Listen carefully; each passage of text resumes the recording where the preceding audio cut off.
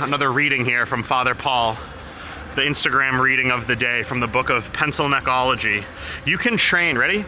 You can train low volume with the upper, lower, or full body now or in your earlier training years and build the same, if not more muscle and more strength than you would have running a bro split, body part split, or push-pull legs. Quote unquote, argue with a wall. Your anecdotes mean nothing. In other words, your personal experience and what has worked for you, it means nothing. However, the studies of the people over there, which are anecdotes, your programming sucks. Okay, dude, my programming sucks. I'm sorry, I have no pecs. I have no physique. Holy shit. Now you think eating is gonna solve your problem. Last time I checked, muscle growth can happen in a deficit. Okay. Do as you all please, you volume junkies. We recover well and get stronger over here, upper, lower, and full body. I just think it's funny how the volume, pumps, deep stretch, muscle damage, etc. crowd talks the most crap and progresses the least when all of those methods have been debunked. Oh my God, guys, we figured out the secret. Dude, it's wild, man, it's wild. But you know what? I saw this kind of funny, darker post the other day, and someone was like, when people that are really out of shape ask you like what you do or whatever, this guy was like, I'm just gonna say genetics. Yeah, I eat whatever I want, like whatever. He's like, keep them fat.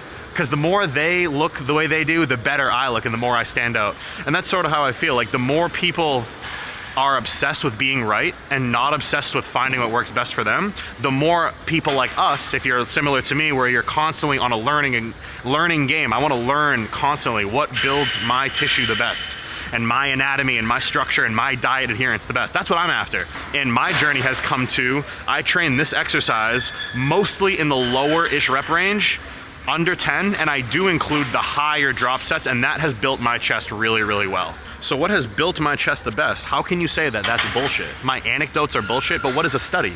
A study is someone doing something, stimulus, looking at the result, and that person had a personal stimulus and a personal result, AKA that's an anecdote. It's a personal evidence. And to say that that's bullshit, that's all this whole fucking journey is figuring out what works best for you.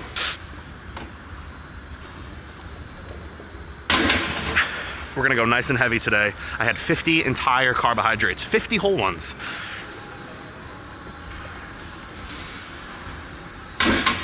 I know you can't see it, but don't forget, I always incline bench and I put a plate underneath the thing down here just to get a little less of an incline. It's not as low as like when you go to your dumbbell rack area and you see the benches and you can raise it up one click. It's a little higher than that, but not as high as like a traditional incline bench incline. It's like in between those, because I do want to get a little bit of front delt, upper chest kind of dominant or bias on this, but I don't want to be so high that it's just uncomfortable, but I don't want it to be so down that it's like close to a flat bench, and you can almost turn it into a flat bench by doing like an ultra arch. So I'm just taking the normal standard incline bench and I just lessen the decline a little bit by the width of like a 25-pound plate or something.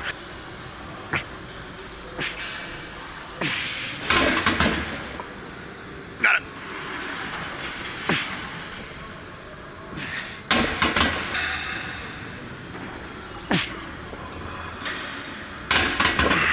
One, two.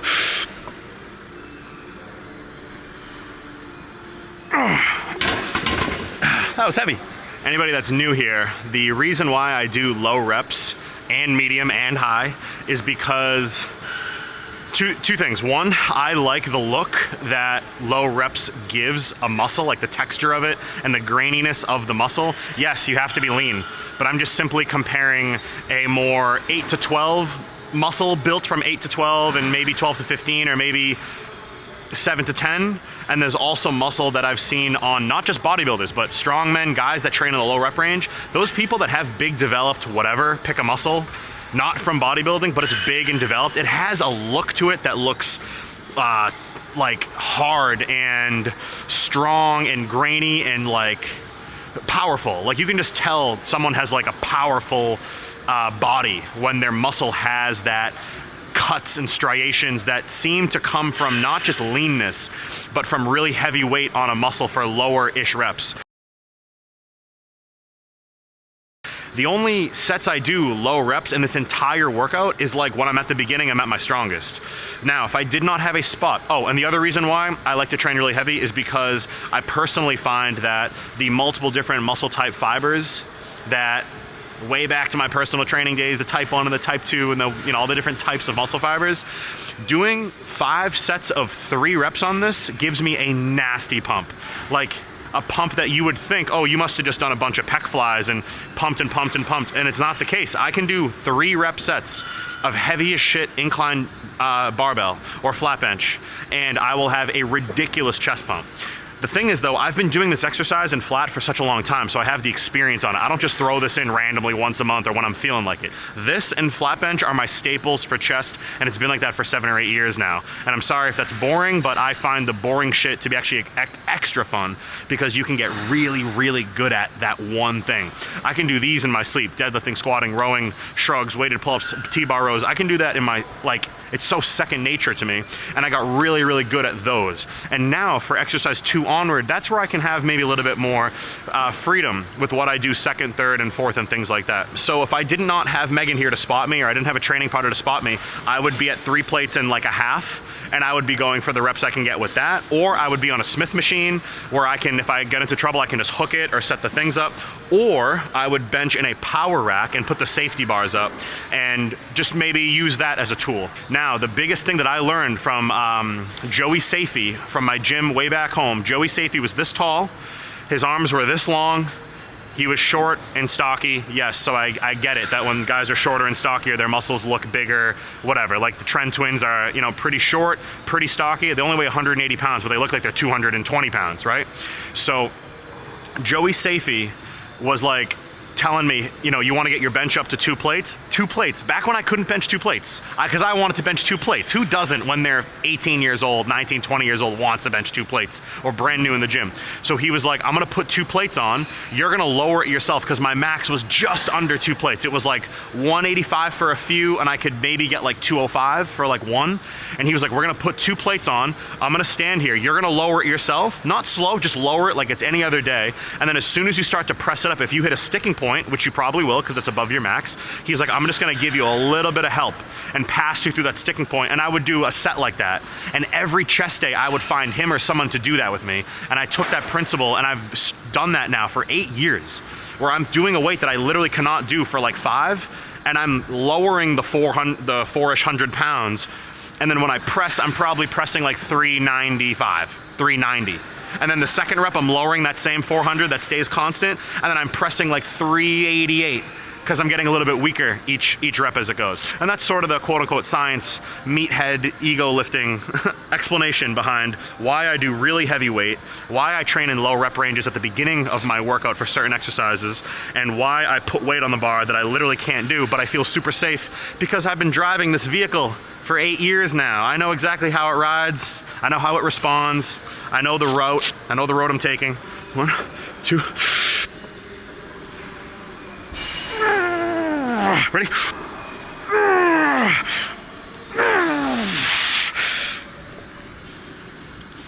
I got it. Oh, okay. Oh, nice. I slow down a little bit, like towards the end, but I just barely grind it out, you know? And I know the studies don't condone this kind of behavior, but for me, the studies that I look into are the human physical physiques that have the results that I want. And I go, what did you do? And what did you do? And what did you do? And what did you do? And I compile all the shit that they did, and I do all those tactics, and I go, okay, this one make me bigger. And this one don't really make me bigger, so I'm gonna stick to those. Like, that's fun. I think that's really fun. I don't know, I feel like lifting weights, there's like this fun aspect that got deleted once it became all about being optimal, but not because being optimal and trying to progress the best is bad. That's what we all have been doing the whole time. Now you just called it something, and then you divided people up into this is right and this is wrong. And I don't know where that came from or why that came to be. Maybe it's to sell a program or to get views or to cause, you know, the algorithm to blow up your viral video or something. But dude, there's such a fun aspect about the gym, looking at it from a personal me versus me perspective. And you guys can build a really incredible physique. If you get confused in whatever, just always come back to what works for my body. If benching doesn't work for your body and anatomy, that's totally cool. Maybe dumbbells are better for you or Smith machine's better for you, but please do not tell me that incline barbell and flat barbell are outdated, not optimal, they have no place in the gym, that they don't get great results and all. Don't say that to me. Just say it might work for you and it might not, and your job and your homework is to go figure that shit out. That's it.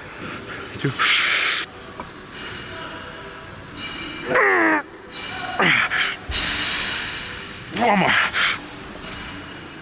I got it. Awesome. Nice and heavy. Love that shit, man. Love training heavy. All right, so this is like kind of a back off, I guess, but not really, because it'll still feel heavy and I'll still feel weak. Yep. Got it.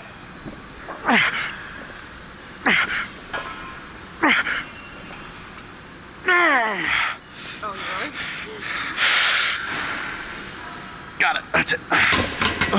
So, question for you guys. If a calorie surplus is not needed for muscle growth, if that person that says that is secretly trying to say you can main gain, in other words, you can kind of eat calories where your body's not necessarily gaining weight but not losing weight, I would agree with that. I definitely would agree with that. I definitely think if you give your body enough, not a surplus, but enough, you can break tissue down, repair it when you go to sleep and eat protein and amino acids, and have enough carbohydrates to sustain your body's needs, non-gym needs, and your body's gym needs. I definitely agree with that. But if someone is simply saying, you don't have to be in a surplus to build muscle, in other words, you can be in a deficit and still build muscle, I would ask anybody, okay, go into a calorie deficit for 3 months. Tell me where your strength is in 3 months. Did it go up? Or did it go down? And I'm not talking to the person that stepped in the gym for the first time and needs to lose 50 pounds of body fat. I'm talking about you're a relatively lean person, maybe under 20% body fat, maybe you got a little bit of chunk here, totally cool. And that particular person, 3 months, put them at 100 carbs a day. What's gonna happen in 3 months? Is their strength gonna go up and up and up and they're gonna build all this size? No, it's weird to read that. Like, it's thermodynamics, dude. Calories in and calories out.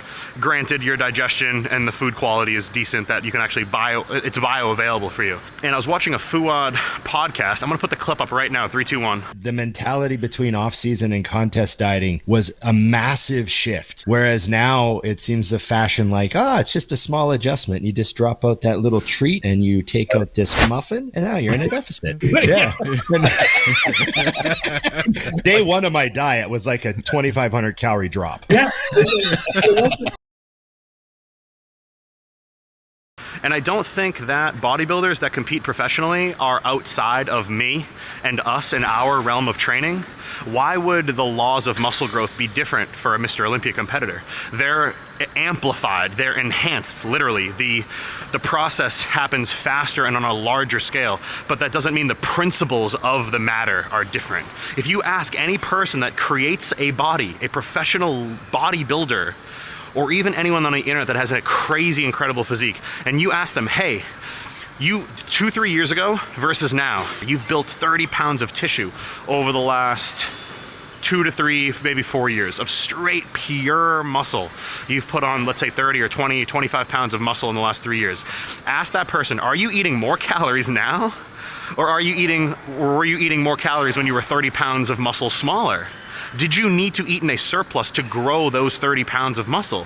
Do you think they're gonna say, no, dude, I was in a deficit the whole time. I was doing cardio, I was eating 100 grams of carbs a day, and lo and behold, I somehow put on 30 pounds of muscle. Like, that doesn't exist. You have to, you have to eat in a surplus to get stronger, and getting stronger creates what?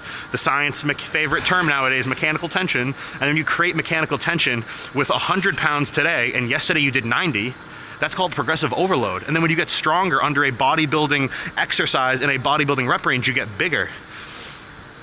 Man, I just miss how fun this shit used to be.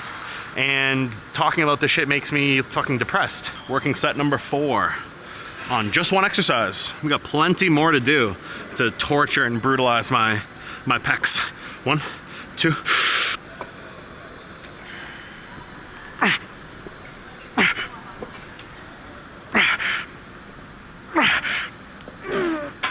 That's it. Dude, that like power loss is so ridiculous. As many as you can. 3 down to 2 down to 1. 1, 2, 3.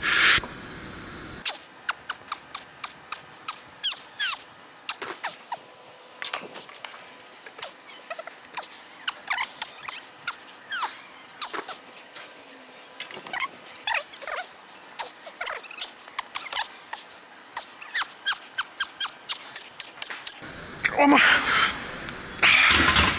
Fuck me. Let's go check this pump before it disappears. I'm not sure if that's acceptable for you guys.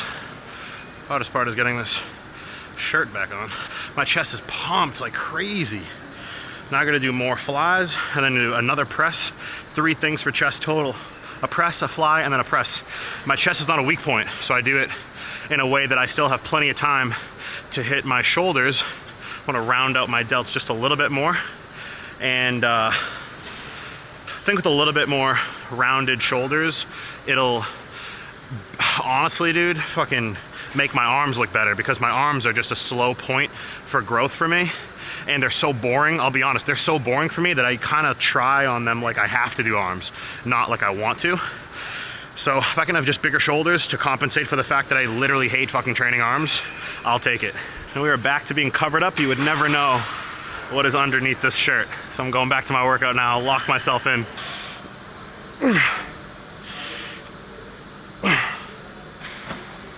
The reason why I've been putting flies in the middle, leg extensions in the middle of legs, rear delts in the middle of back, and not at the end, is because, one, I don't personally believe in isolation, squeezing, contracting exercises like a leg extension or like a pec fly is gonna add and etch detail into my muscle. I don't really believe in that. I just believe in getting lean, and muscle takes on a certain grain to it based on how heavy you train and the style with which you train and how you've built to that point of size. So just get lean if you want to see the details. But putting these in the center, putting leg extension in the middle of my legs, putting rear delts in the middle of my back, putting preacher curls after like heavy barbell curls, or putting a cable press down after doing heavy extensions for triceps, and then continue to finish those workouts with more compound heavy stuff. It's like putting a brake on your nervous system in the middle of the workout, and then also going compound exercise to isolation, back to compound. And the second compound exercise you do is now last, not second. So you're extra weak. It just minimizes the need to go so heavy, because you physically cannot go so heavy. And putting this last, I'll still have great workouts. I did that for years. Chest flies were always the finisher. But over the last probably 3 years, as my bench has gotten really strong, putting these last, I've actually enjoyed putting them actually earlier instead of last, because after this, I don't have to go super heavy because I'm so damn tired from the pressing and then from burning out on this thing. Like after I burn out, I still got more to do, if that makes sense. I'm sitting low in the seat because I want my thumbs to be where my eyeballs are. I don't want to be doing flies here. I want to be doing flies at least here, and even maybe higher. I might even lower the seat to raise my body. I mean, to lower my body. When my arm opens up, I want to get a stretch in my pecs and front delts, because I do not have a shoulder day. I do not have a shoulder pressing like whole day of front delt raises, front delt presses. I don't do that. I just bring my shoulders, my front delts of my shoulders in with my chest days.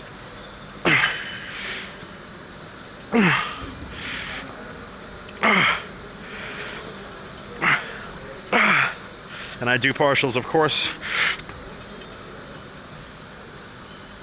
My rest intervals for these, it's, you know, pretty quick. Like, I like training with training partners on the barbell stuff because I genuinely need a couple of minutes and it's cool for someone else to go. Once I start getting into these things, I kind of want to keep the pace up. I turn into Jay Cutler on these, and then I turn into, I don't know, who has long rest intervals? Mike O'Hearn on the other stuff. But my rests are just me walking to the camera, shutting off that clip, restarting it, walking back over, maybe adjusting the weight. 30 seconds, maybe 40 seconds.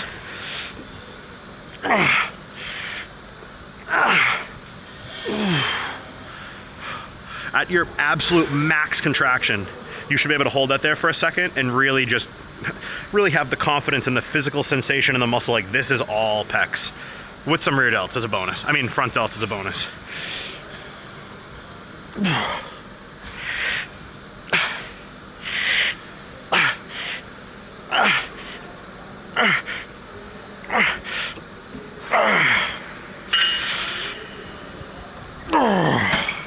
So I'm going 5 full days straight of just 50 pre-workout and then 90 cardio. And that starts for me to get a little bit of hypoglycemia with the low blood sugar and my head feeling a little bit fuzzy. I can PR all day, all year on 200 grams of carbs a day with cardio. But for some people, that is like starving. You know, so you're just gonna take the cards you were given. You're gonna every negative you find in your genetics, there is a positive that counters that negative. Someone that can grow on very low food might go, oh man, I have to diet so hard on such low carbs, such high cardio. Yeah, but you grow easier. So there's always a positive, and you gotta find those little perks of whatever you think is negative about your physique. There's actually a positive blind spot you haven't even realized is there yet. Oh my God.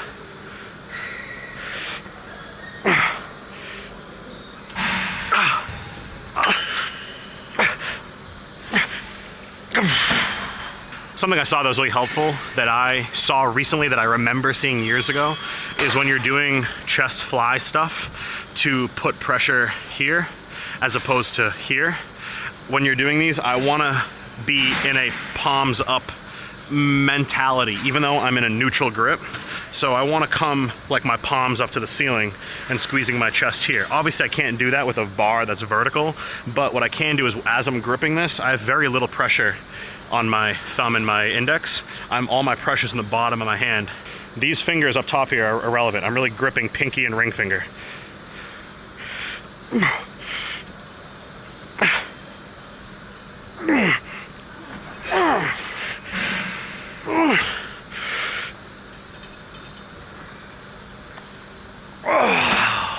Find me one perfect physique with not a single flaw that was built with A+ textbook form on every set, on every rep, on every workout they ever did. Zero. They exist 0 times. So my last exercise for chest is gonna be this good old crooked, kind of shitty dip machine, but I sit in a weird way and makes it symmetrical as best I can. The handles on this can do this. For tricep dips, I sit differently than I do for chest dips. So for chest, I wanna be very bent over and I want my hands to be wide like this. And I wanna push down almost like I'm doing a neutral grip, like Branch Warren. Have you ever seen Branch Warren dumbbell press? Branch Warren never was here. Branch Warren was like here, you know, like that. So I'm kind of mimicking like a Branch Warren dumbbell press. Triceps, I'm here with this thing, you know, either like this or I just do one for triceps and I'm very tall, right? For chest, I'm both wide and I'm down like that. And I like taking my hands and going kind of like that as opposed to gripping this. I just like being here. This just works for me.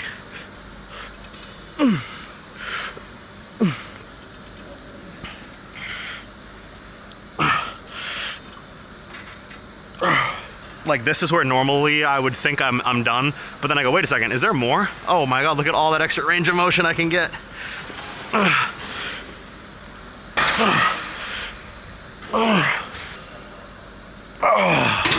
I'm crazy pumped right now in my chest. Feels amazing.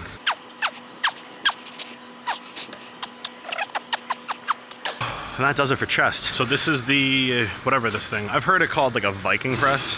I'm not a Viking, I'm Italian. I'm gonna do the side raises basically just right here, standing up. I'm not doing that. I'm doing the reverse of that, where I'm here, and right here, I have a stretch in my side delt, and I can get tension down here even. Right here, I have tension on my shoulder, whereas a regular standing side raise, there's nothing from here to here. Not that these are bad. These are the exercises where you can go really heavy, I think. I think doing side raises heavy, standing 2 arm at a time with a little momentum is awesome. I think doing them strict is awesome. I personally am utilizing a pressing movement where I want a very isolated, targeted, specific sensation on my side delts. So I'm leaning into the thing, into the whatever, the seat, the wall, the column, the machine, and raising up from here. This is the Arnold pumping iron side delt raise.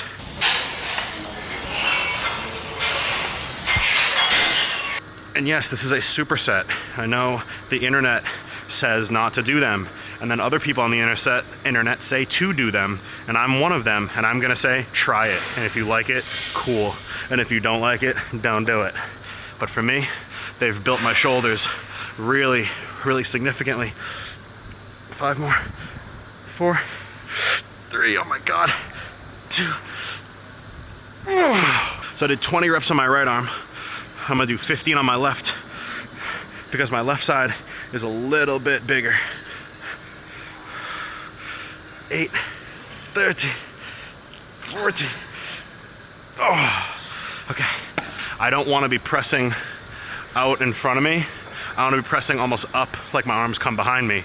So 2 ways with this one is I can either stand in it really deep, like deep in here, and press like that, or I can stand like this and not have to rely on too much shoulder mobility because the machine itself naturally goes up and behind me. So I'm gonna try both and see which one I like better for right now.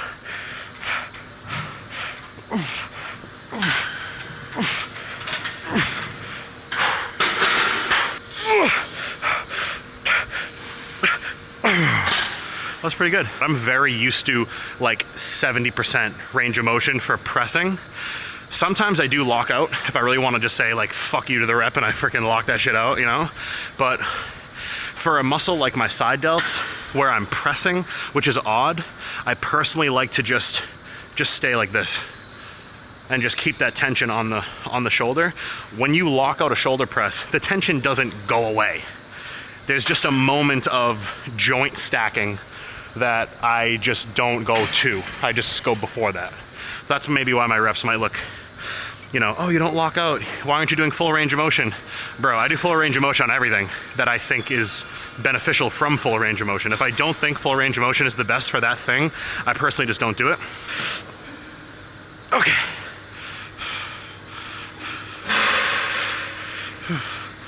Two. Highly recommend, at least somewhere in your workout, you do something like this.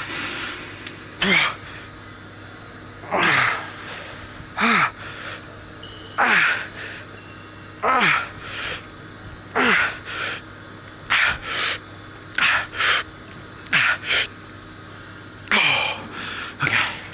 And I faced, which way did I face last time? The whole point is to not do that. The whole point is to get under it and side delt press this thing.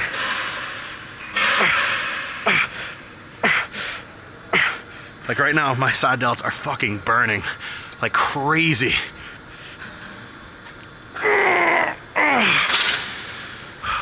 It's like a gray big cloud of pump. I'm telling you, man, the salt and the water, I've already drank over a half a gallon of water and I haven't even finished the workout and I haven't even done cardio. So just this workout alone is close to a gallon of water. But my muscles are crazy pumped on 50 carbs. It's the electrolytes and the salt. And you bring water in with that and you soak up all the water you drink instead of pissing it out and sweating it out. Salt does not dehydrate you. Salt pulls water into your muscles out of your bloodstream and you get that feeling of I'm thirsty. That's cool, but be proactive about it. Don't get thirsty and then chug water. Have the salt and the water together, pair them and elevate them and consume them paired. Just water and salt together in good liberal amounts. So I'm gonna do a couple more sets of this. I'm not gonna record every single set. I'm gonna cut to a little posing clip, see a little bit different physique now, less of a chest pump, but more of a shoulder pump. And you can almost see the future. Like the pump is like looking into the future. You're seeing where would my chest be and my physique if this was me all the time. And your chest is pumped from your workout and eventually your natural not pumped state will be your chest pumped today. That's the goal, is to get my shoulders so pumped that I look at myself like, oh my God, I look like that? And then in like a year from now, look like that, waking up out of bed, no pump. It's almost like the pump is your future. That's what I'll look like in the future. I'm seeing into the future and I wanna chase that and not just have it for 5 minutes in the gym while I'm flexing. I wanna have it like all day. And it's gonna be a combination of being lean and growing the fucking muscle. It's as simple as that. All right, that was the end of the side delts, and I wanted to just do some posing. I did a video, pretty popular video of mine. I think I titled it like Balloon Chest Day, whatever. If you watch that video anytime recently and you're watching this clip now, you can clearly see more striations, cuts, veins, more leanness in my physique. And those are the little reminders that you get when you're dieting and it's difficult and you're having maybe like just hungry, tired, maybe not super tons of energy in your workouts, but just remembering that if you check your physique 2, 3, 4 weeks ago and compare it to now, if you see that progress, it just motivates you like crazy to keep going. So the chest pump was unreal as usual. And I'm sorry if I offend anybody or get anybody upset when I reference people on the internet that just talk so much shit about other people and how they train and how they get results. I'll never go on the offense and talk negatively about how you train or how anyone trains.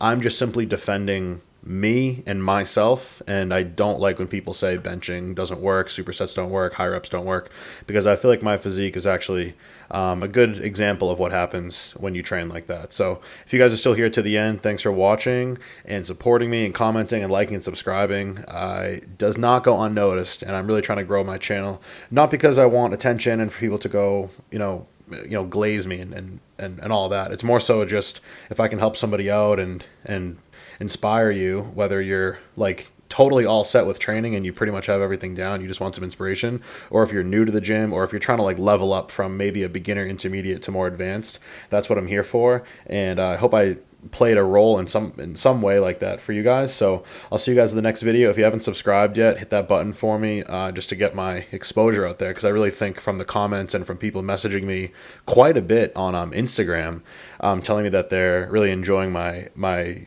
videos that I'm making, makes me really happy that other people are getting what I needed when I first started, and I'm just sort of paying it forward. So I'll see you guys in the next video.